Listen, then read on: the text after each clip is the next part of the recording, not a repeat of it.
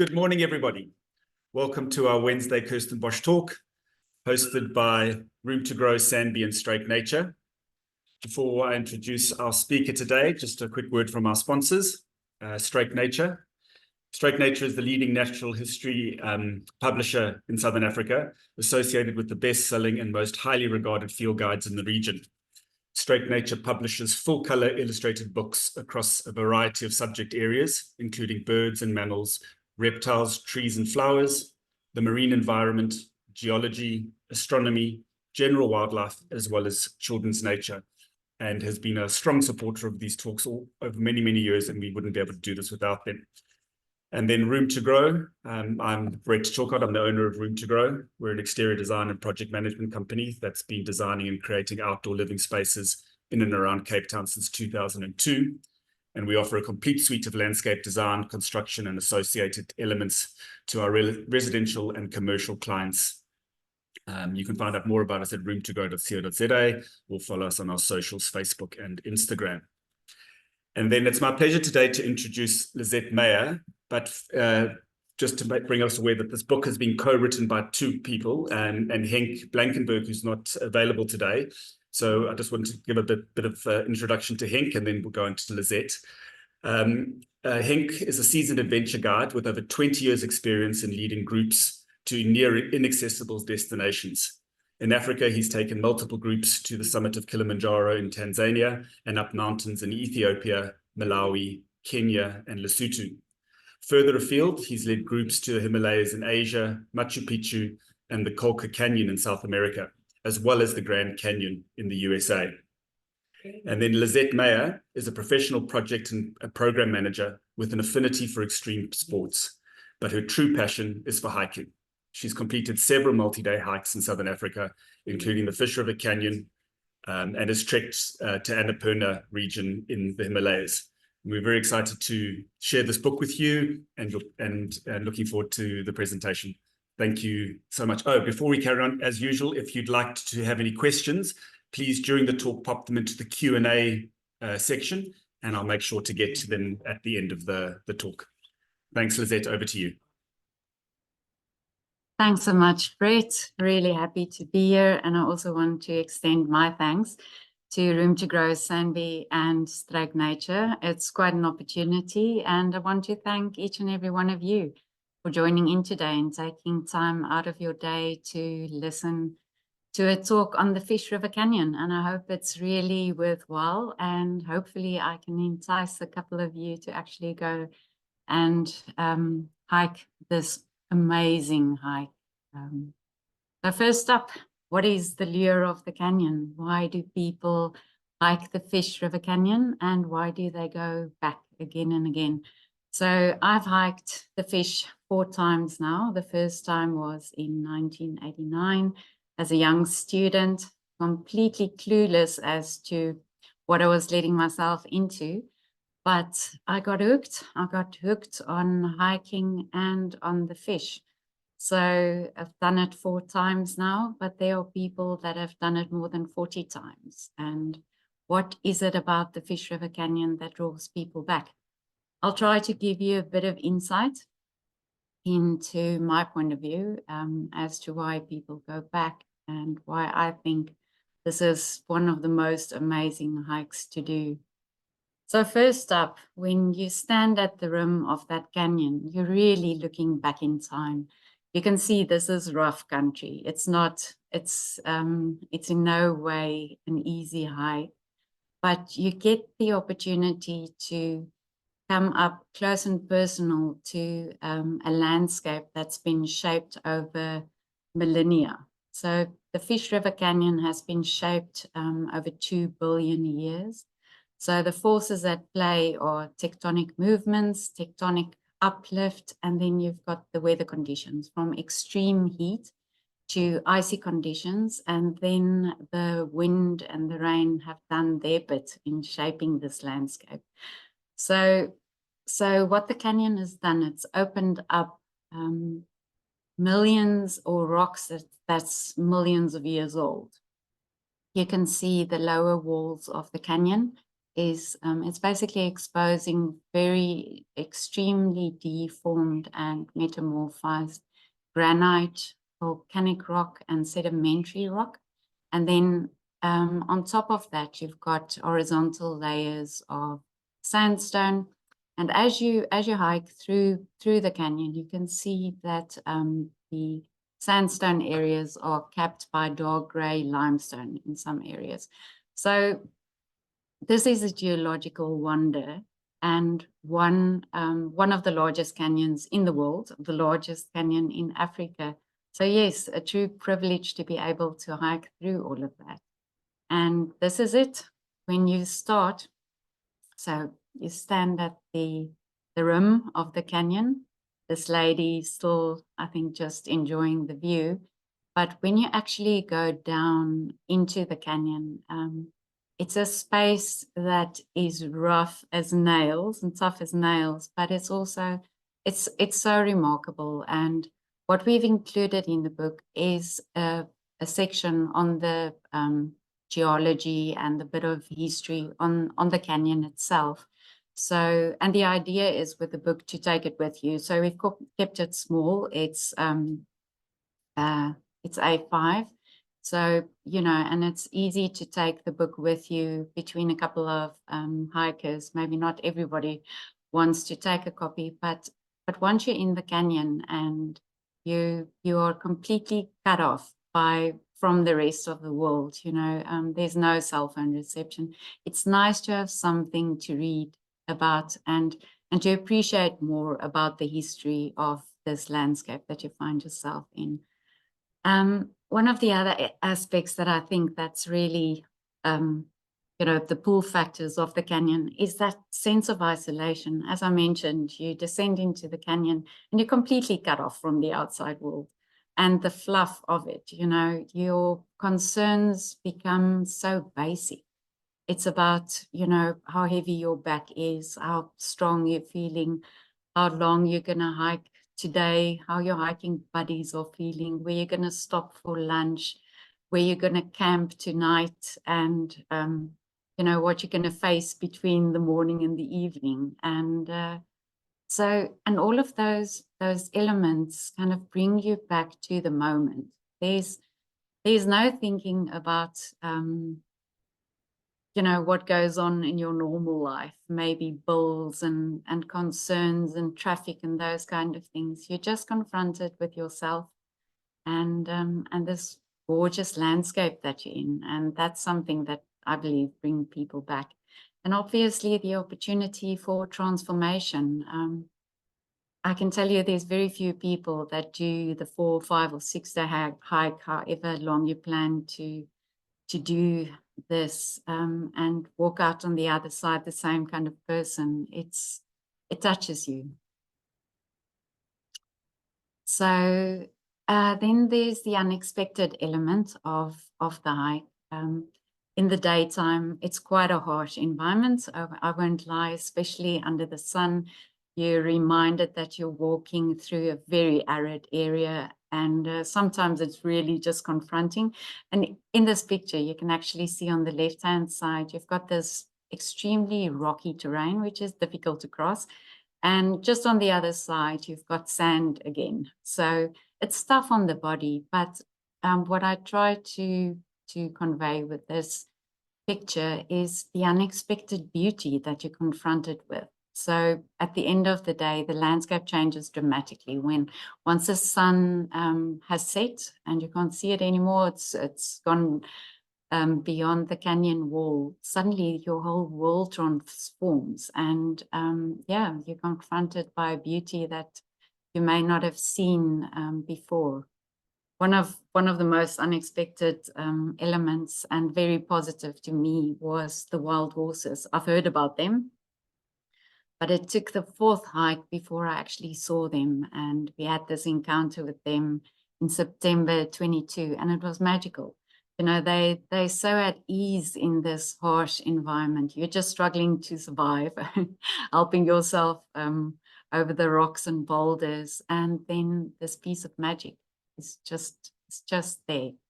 So yeah, a lot of unexpected beautiful moments in the canyon as well. And then one thing that I didn't realize before is that Namibia has brilliant conditions for stargazing. So we all know that Namibia is a very sparse populated country, very few people, and because of that, there's very little light pollution. And also the arid conditions contribute to creating this wonderful stargazing opportunity. So both Henk and I are quite adamant that we don't hike with the tent in the Fish River Canyon. It's just the opportunity to lie under the stars and you know, seeing the Milky Way like this and the star constellations. It's just, yeah, it's quite a privilege. And then the freedom. So I don't know how many of you are ardent hikers, but most hikes and most multi-day hikes have very clear designated paths, and you've got overnight huts ranging in, you know, how great they are. Some are really basic, but usually you have overnight huts. On the Fish, there's nothing. There's nothing man-made that you find, especially on the first couple of days. So it's up to you. And, you know, it's up to you how far you walk on any of the days. So we've done it in 5 days. So for 4 nights, you decide where you're going to sleep, where you decide where you're going to stop for lunch, and you decide which way you're going to go. Well, we all go in one directions, but whereabouts in the canyon you're actually going to walk. And the canyon does open up as the days go along. Initially, it's quite tight, but then from day 3, 4, and 5, it actually opens up quite a bit. As you can see from this photo, there's quite a bit of options on where to hike, and I love that type of freedom.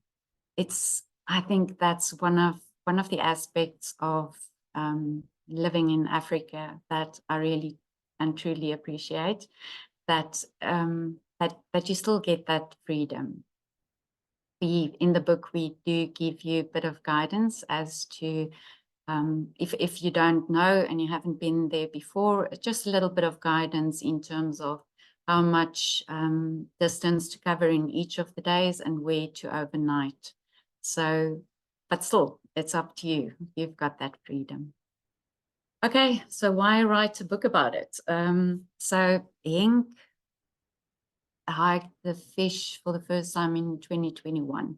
And as a professional guide, you know, the first thing that he did was to try and find comprehensive information about the hike. It's, as I said, it's not an easy hike, so you need information. So obviously, it's empowering. And he couldn't find a single source of truth. And if you Google Fish River Canyon, you know, the one thing that will come up is the Facebook page. I've hiked the Fish River Canyon, and people do share their experience of it. And you do find people posting questions. You know, there's a bit of flurry. They've signed up. They've managed to secure a spot on the fish hike, but they've got so many questions. You know, there are so many gray areas, and if you haven't done it before, even if you have done it before, there are still questions. And Henk, oh yes, and there are blogs. There are plenty of blogs where people have shared their experience. Many times it would be people that have done the fish once, and they share their experience of how they've done it. But when Henk asked me to get involved, you know, and started scratching the surface, and because I've done it a number of times before, we really saw the opportunity just to help people. I've had a conversation with a lady who told me that the fish broke her. She just came out of a relationship that didn't work out well, and she thought the fish was going to be something, you know, that can just let her find herself again. This was 20 years ago. She was also a youngster. She put a backpack on her back that was 19 kilos heavy. completely wrong. But she didn't have the information, and she didn't have a good experience. She managed to find guys or join another group that took her through the fish in 3 days, and it was just a horrible experience for her. And I guess what we want to do is not to let anyone have that experience again. It's not necessary. This is a wonderful hike, and when you've got all the information at your fingertips, you know, you can get the most of it. So what we try to do in the book is to be as comprehensive as possible. So the book will tell you, you know, from the very scratch. It will give you the context of where this hike is, you know, southern parts of Namibia, who you can contact, the Namibia Wildlife Resorts, NWR. They're managing this hike, and you can book through them. But we give you telephone numbers, email addresses, and then all the forms you have to fill in, what you have to look out for, even if you go through the border post, what's allowed for and whatnot. So I think for anybody that wants to do the fish and want to prepare properly for this, and I can tell you it's one that you want to be prepared for, grab the book, and I hope it means a lot for you. It's something. Henk and I tried to share our experiences. I mean, Henk's been a professional guide, but I've also hiked quite a bit over the last 30 years. And what we've tried is to put our experience, joint experience, and the benefit of that experience into this book. And I hope you enjoy it. So what will you get when you hike? So a bit about the conditions of the canyon. So we've had questions before because people, their hiking season is open from May to September. So because you're in a desert, you really, it's way too hot in the summer months to do the hike then. So NWR only opens it up during the winter months.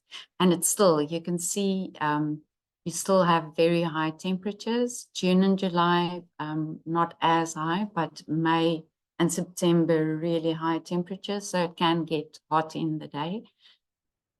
Low temperatures, yes, because it's a desert, you can the temperatures drop dramatically over evening time. So this impacts on the type of clothes that you're going to pack, type of sleep system that you're going to put together. You know, your from your sleeping bag. You know, make sure that you've got a proper sleeping bag, hopefully as light as possible, but something that will keep you warm up to about 0 degrees. It can get really cold. So in the book, we really give you just an idea of what you're going to face out there and what you have to prepare for. One question we got before is about the hours of sunshine per day. I can just say you've got more than enough time to do your hike, you know, every day. Even you've got 9 to 11 hours, and that's more than enough to cover. Even if you do up to 20 kilometers a day on in the last couple of days, that's more than enough. But yeah, I'll always recommend an early start. So, but this is one of what you're going to get. These are the conditions that you're going to face. So it just helps to plan in terms of what you're going to take and what you can look out for. So the water levels is quite something, and it's dynamic, and it had a huge impact on the experience of a lot of hikers over the last couple of years. I'm sure you've heard hiking groups that had to be extracted out of the canyon because of dehydration. So yeah, planning is absolutely critical, but the water levels change over the years. So I've hiked the ones, one of the hikes that I've did earlier on about 20 years ago, we had to dig for water. These days NWR, they keep a very keen eye on water levels, and they provide water tanks at specific designated areas in the canyon, but some years you're blessed with a lot of water. One thing I maybe can also mention, when you decide to go, you know, if you've gotten, you decide a year in advance, because that's usually how long it takes to get an open spot. There are different conditions in each of these months. So if you decide to go early on in the season, you are more likely to have ample water than later on in the season. The rainy season in Namibia is from October to March. And obviously earlier on in the hiking season, you'll be, you know, the water would just be more ample. And the advantage of that is that it's easier. You don't have to carry as much water with you, but you'll have more water crossings, and that can take up a lot of time. You've got to take off your boots, hike across the river, dry your feet, put your boots back on. That can take quite, you know, take up a lot of your time during the day. And then you know, on the opposite side in September, when there's less water, it's easier to traverse the dry riverbed, but it can be a bit challenging in terms of getting ample water sources for your cooking and cleaning and so on. Okay, so, but yes, back to that thing of there are many options. Even if the hiking season's only open for a couple of months, you're bound to encounter really different conditions. One of the wonderful things in not taking a tent with you is, yeah, as I mentioned before, the stargazing opportunities. So in the book, we give you a bit of an overview of what you're looking at. So if you're lying there under the stars in the mornings, depending on which month of the year you're going in, it just gives you a bit of insight into the constellations you'll be seeing. Okay, so moving on to planning your hike. There are a number of things that are important.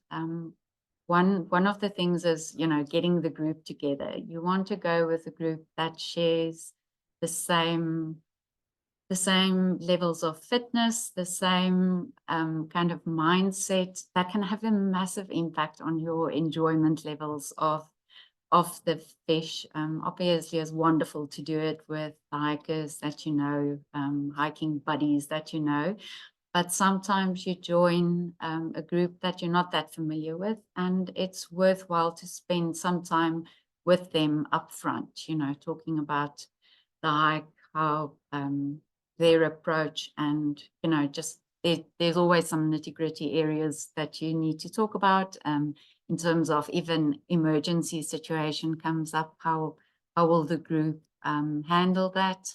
So yes, get to know your hiking buddies and enjoy the ride. One of the most important things is to build your fitness and endurance.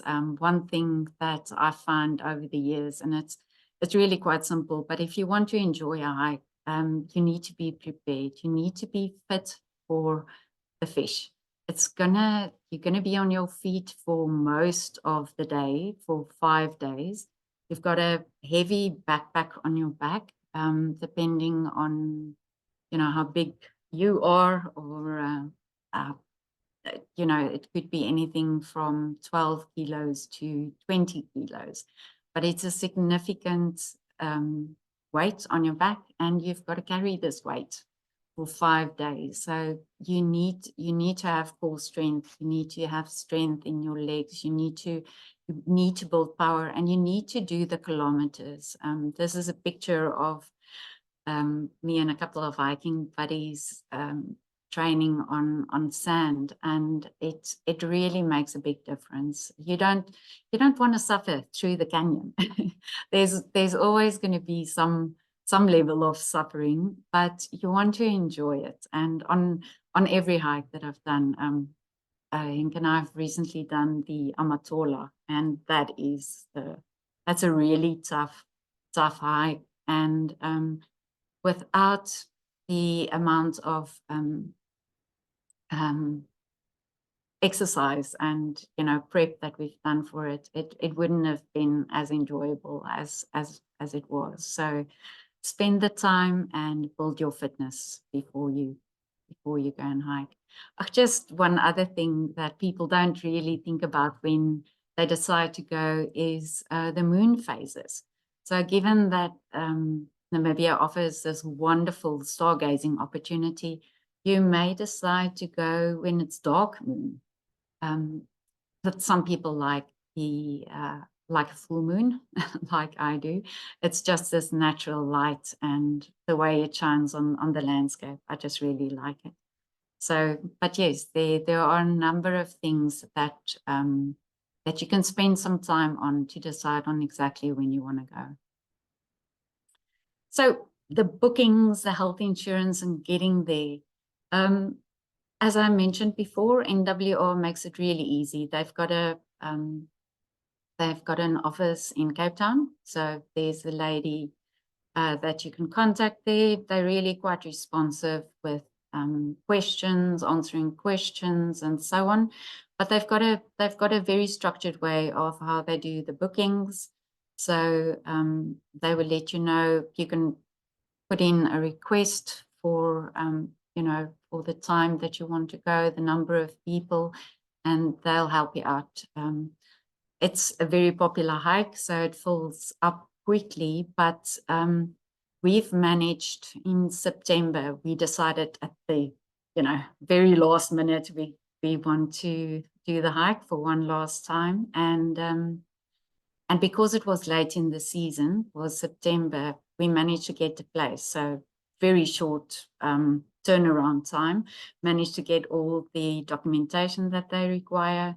So one of the most important things are health insurance. But yes, as I said, you know, depending on when you want to go, you might be lucky in getting an opening. Health insurance, as you can imagine, is critical to make sure, and it's mandatory. So NWR will ask for a doctor's clearance form, and on the one hand, so you need a medical certificate, but you also need to take out health insurance. And I promise you, it's so well worth it. People do get injured, mostly people that aren't fit enough or haven't done the training and preparation, but accidents happen. And given the remoteness of the canyon, you do want to make sure that you've got sufficient health insurance. Just maybe one point is, so it's mandatory to have health insurance, but NWR doesn't specify the extent of the health insurance. So make sure when you sign up for this hike that your health insurance covers extraction from the canyon. You know, that it covers you firstly in Namibia. You've got to specify that you're going to do the Fish River Canyon. And if something goes really wrong, that you're covered for helicopter extraction and, you know, being taken to a hospital where you will get treatment. Some of you may have seen, you know, it's because of the terrain and I guess the weight of the backpacks on people's backs, especially with the descent.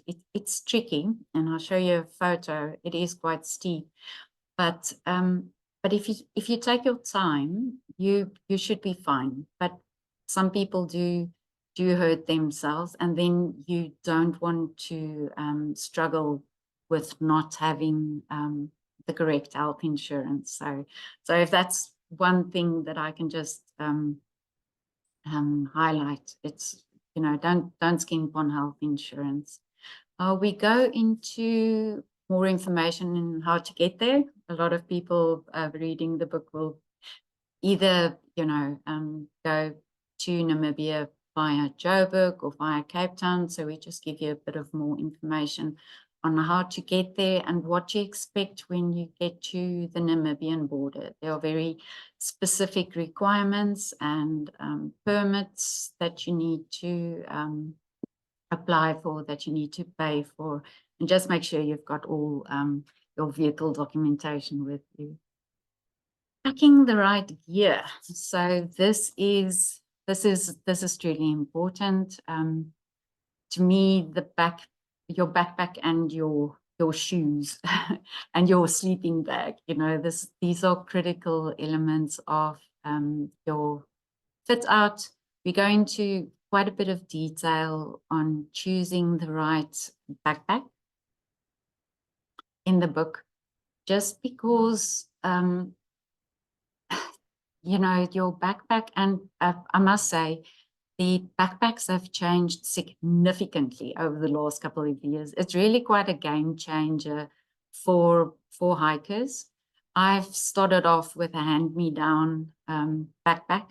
It was the backpack itself without anything in it was so heavy. And I think a lot of people that have hiked for, a number of years can attest to that.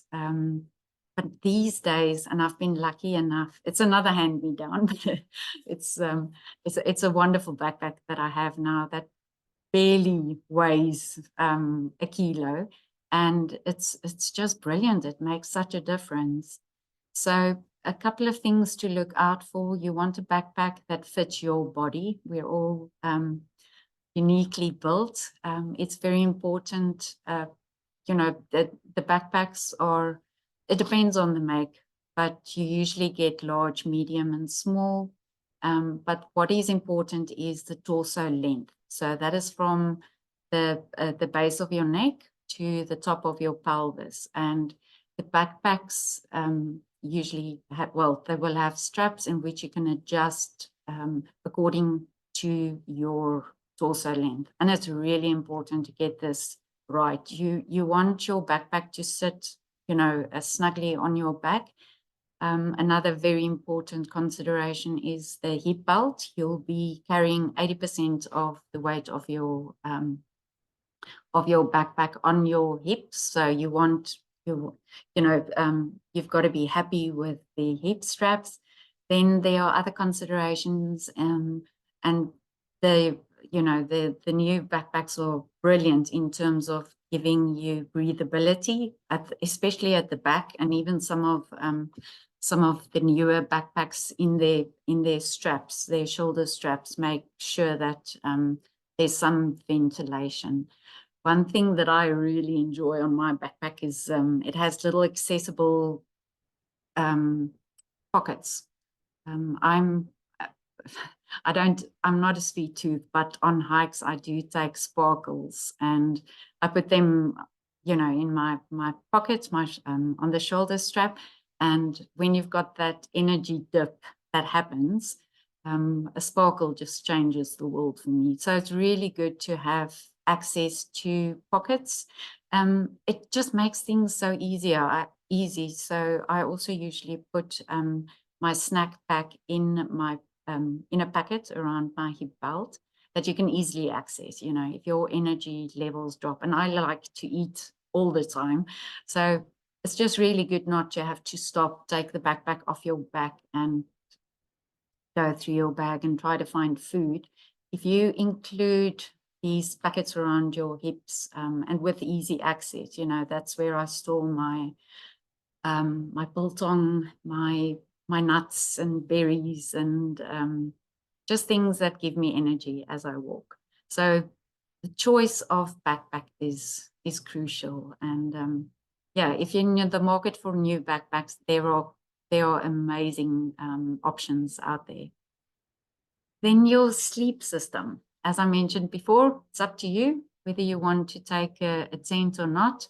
So the advantages of having a tent is some people, they enjoy their privacy, and obviously a tent gives you a bit more of a buffer against the elements that you're exposed to, but you're going to carry that weight. So either you give up something else, or you take the tent. Completely up to you. But your sleep system, yes, another game changer really in the last couple of years is the sleeping bags. I had a down sleeping bag for 20 years, and it served me so well, and I had no reason to replace it, except it was really heavy. It's over 2 kilos. Kept me warm, but it's really quite a weight to carry. And I bought or invested in a sleeping bag now that's just over 1 kilo in weight, and it's so toasty. So yes, to me, the big game changers over the last couple of years have really been the weight reduction in the backpacks and the sleeping bags.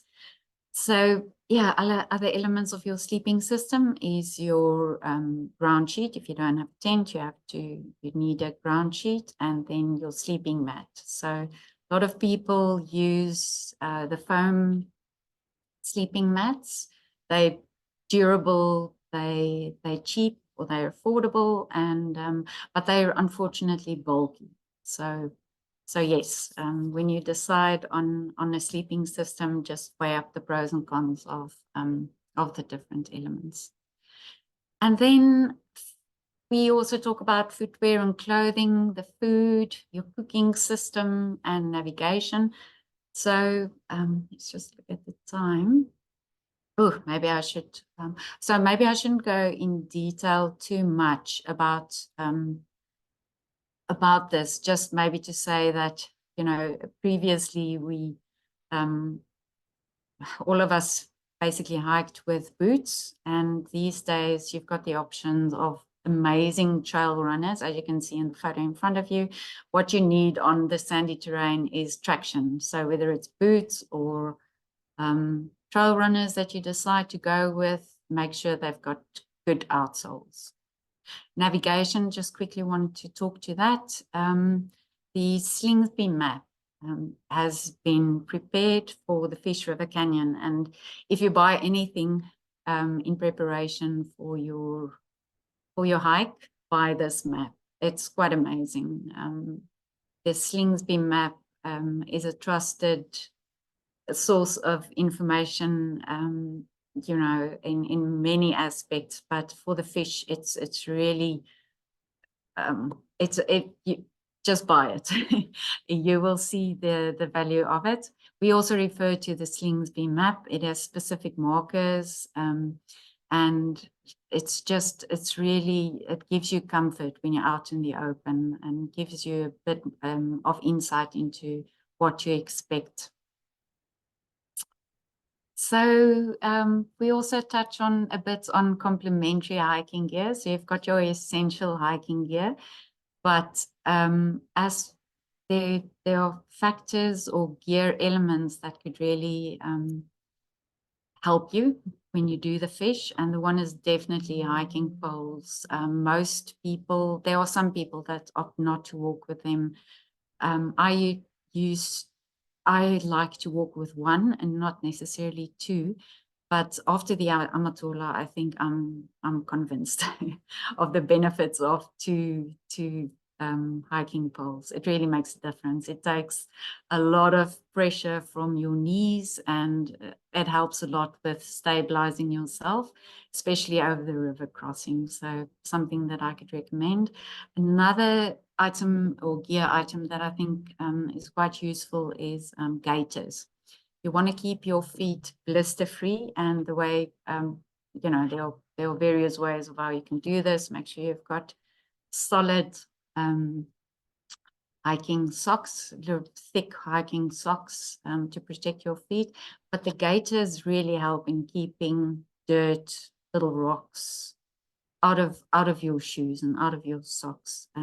And in the fish, man, you know, the fine sand like gets into your boots, into your shoes, and the friction that they cause could be the beginning of blisters, and that's and you want to protect your feet. So investing in gaiters for the Fish River Canyon hike, I can definitely recommend. First aid, yes, things do go wrong. Even if we're well prepared, it's these things do happen. People get blisters, people sprain an ankle, people break a leg. and people get diarrhea. So we talk about typical ailments on the fish and how to handle them. And then we provide a hiking checklist. This is quite useful. So I've put this together, and I think you will be able to use it on other hikes as well. All the items with an E is what we regard as essential. But then obviously there are other items that you may decide that you don't mind the extra weight and that it's important for you to take it along. So this just gives you a bit of a tick box if you're that tick box person. The book also goes into a day-by-day account of the trail, and I think I'm running out of time here. I'll just show you a bit of what you can expect. So we do a day-by-day breakdown. First up, we do give you a map in the book. That's really useful. So what you can see is the distance that we it's just the guideline, not even a recommendation. It's just to give you a sense of what you can do if you haven't done the hike before and you're not really sure how to do this. We give a guideline in terms of what you can do, you know, from day 1 to day 2, the distance the distance you can travel, and then a possible camping site. So we've done that for each of the days. So this is the picture that I mentioned before. So when you start the hike, or the descent, it's really steep. They've got chains to help you go down with and that you can hold onto. So at this stage, I would say put the hiking poles away because you are going to need your hands, and take it slow. Take it absolutely as slow as you want to. Even if you cover only the descent and decide to set up your tent for the night down in the canyon, you can do that as well. You can make up your time in terms of distance later on in the hike. But this is the part of the hike that you want to take slow. And then it's also important just to enjoy the moment. This photo is taken at the bottom of the canyon, where you can just regroup and tap into the energy of the canyon. This is just a bit of what you'll face on day 3. And there's going to be a lot of this fields of boulders that you have to transverse. And at the end of, getting to ice is just such a pleasure. That first burger and beer, there's nothing that gets close to it. And there's a little ceremony that a bell, they ring the bell as people come in and hang up their backpacks, at the resort. It's quite an achievement in doing all of that. So I'm going to leave you with a quote I think makes sense in this world, and in deciding on whether you're going to go on this trip or not. So yes, I hope and Brett and Belinda, don't know if you want to join back in, but this is everything from my side, and I hope you enjoyed it. Amazing. Thank you so much, Lizet. I'm truly inspired. Such a beautiful, beautiful part of the world.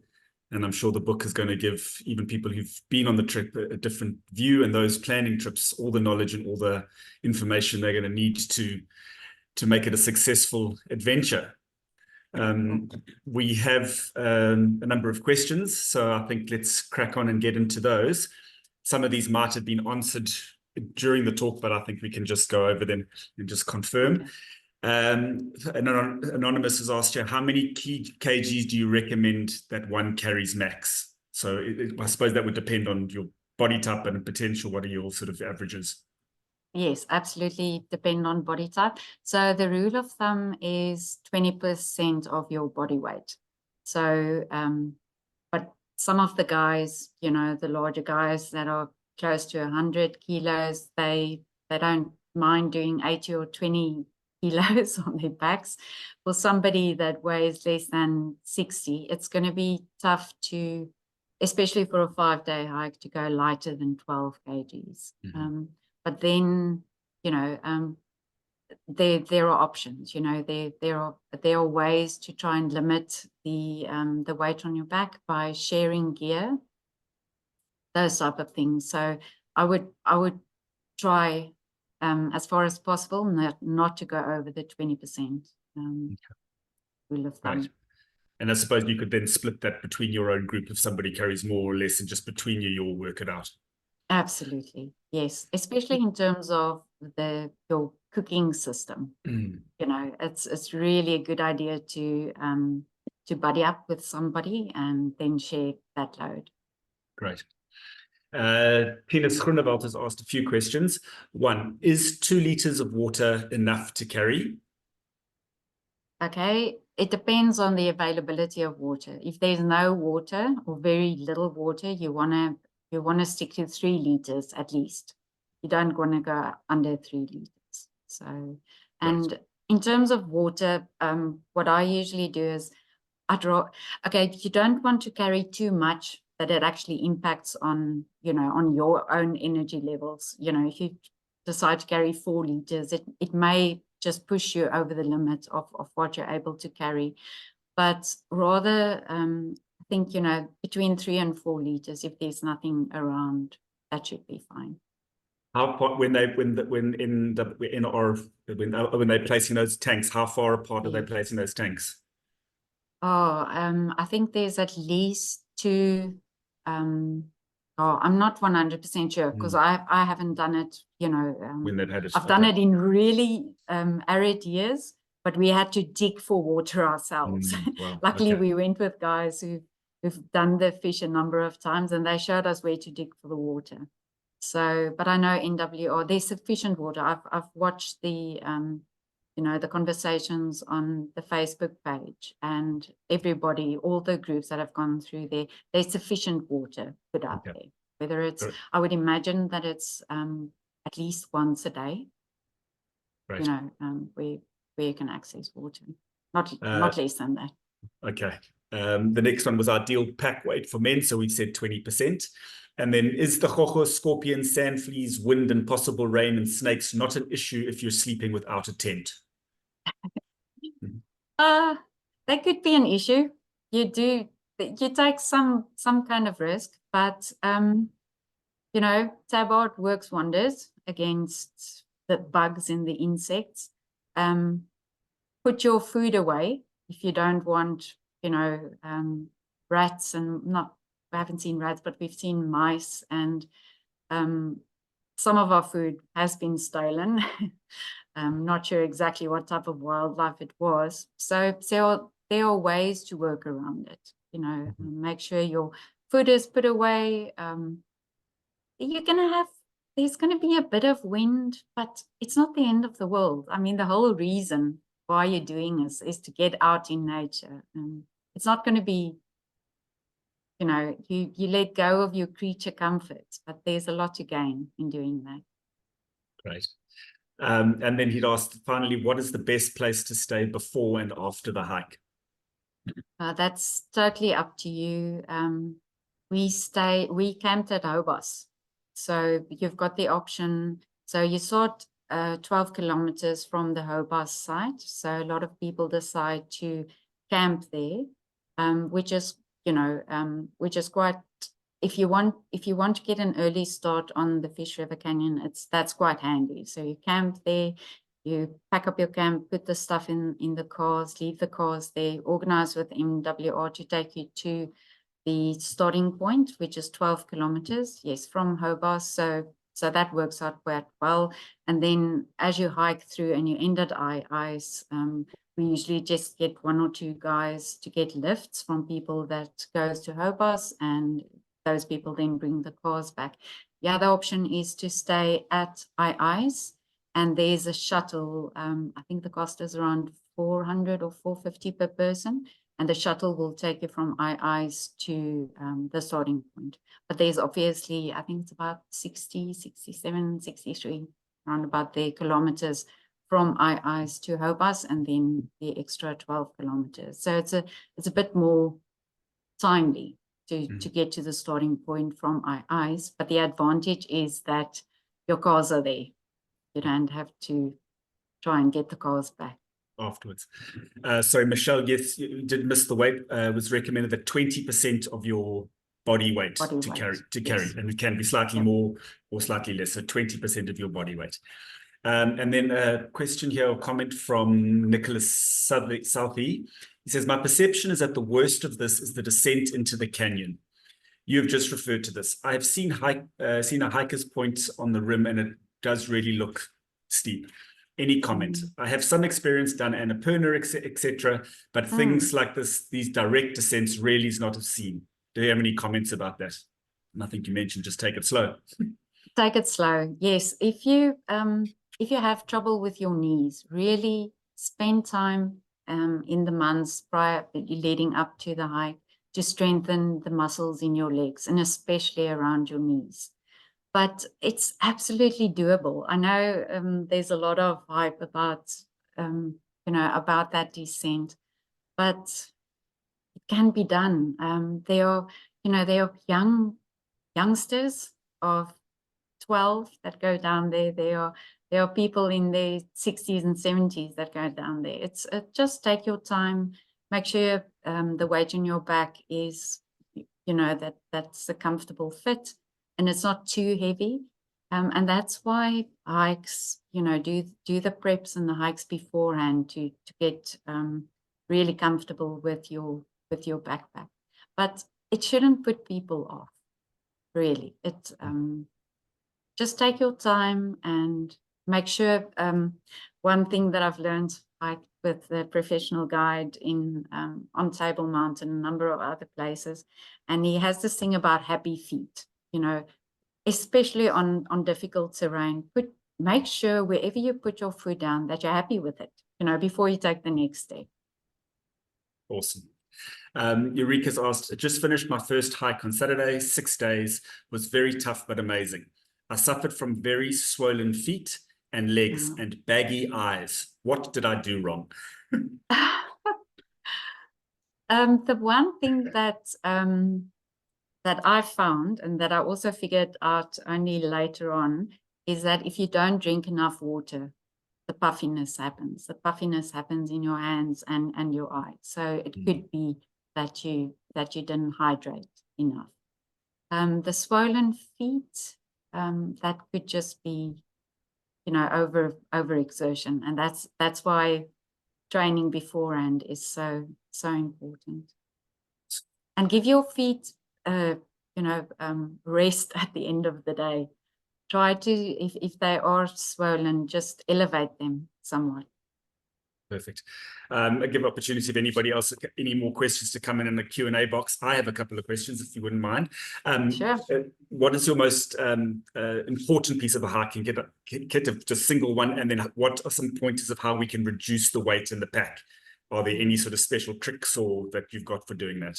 Yeah, I think the most important part for me is the boots or hiking trails the trainers that you wear. Your feet is of critical importance. Your backpack, you can still kind of sort out all the rest of it, your gear, but your feet is going to take you through the canyon. So make sure that whether you use boots or trainers, make sure that you're comfortable with them. You don't have I must say, previous years, you had to walk in your boots. These days, not so much, but you still want to make sure that that you're, that they'll be able to carry you through the hike. Also, don't make the mistake to use very well-worn shoes, and then because the terrain is tough in the canyon, and they can fail you. Amazing. What was the second question? The question was any sort of tips to reduce the overall weight of your pack, and I suppose that's got to do with maybe what type of food we take with, or how do you take 5 days worth of lunches, breakfast? What are some tricks to get the weight down in our pack? Yeah. Okay. As I mentioned, the one thing is to share, especially cooking systems, but then you can also try to, I never take a pillow. I stuff one of my bags with my puffer jacket, so multi-purpose. If you can use some of your hiking items as in a multi-purpose kind of way, that also helps. But then decanting food items. Don't take as much as you need per meal. Don't take extra. I'm very particular in working out a meal plan for the full 5 days, what you're going to have for breakfast, but decant all of that. Take your muesli, put it in a Ziploc bag with your, usually take your milk powder, mix it already, and it's there. There's nothing extra. Take out whatever, if it's in a box, take out the box and just take the actual piece of, of food that you need. And yeah, there are amazing items out there, but we still saw in the last hike tuna cans that people try to burn in a fire. It's completely ridiculous. You get sachets of tuna now that that you can use, so you can save a lot of space doing doing that. Perfect. And then final question, what destinations are on your hiking bucket list? I mean, you've done quite a lot. Where's next for you? Where do you want to go? Next for me is Mont Blanc. I've looked at this hike for a number of years now. I think it's 170 kilometers you take, and I'd like to do it on my own. So I'd like to do it on a solo exercise. The Mont Blanc traverses France, Switzerland, and Italy, and I think, that's definitely on my bucket list. Wow, that's amazing. Lizet, thank you so much for sharing your passion, your knowledge, your time with us. Obviously, this talk will be available online to all participants. We really appreciate you taking the time to talk to us, and hopefully have you back again when you write your Mont Blanc book. That would be amazing. To Thanks everybody so much, Ray. Pleasure. For everybody who's joined us today, thank you so much. We look forward to seeing you on the 4th of September for our next Wednesday talk. Until then, keep safe, keep warm. We'll see you all again soon. Thanks so much. Bye-bye. Thanks, Cheers. Belinda. Bye. Thanks, Lizet. Bye-bye. Thank you. Thanks, Belinda.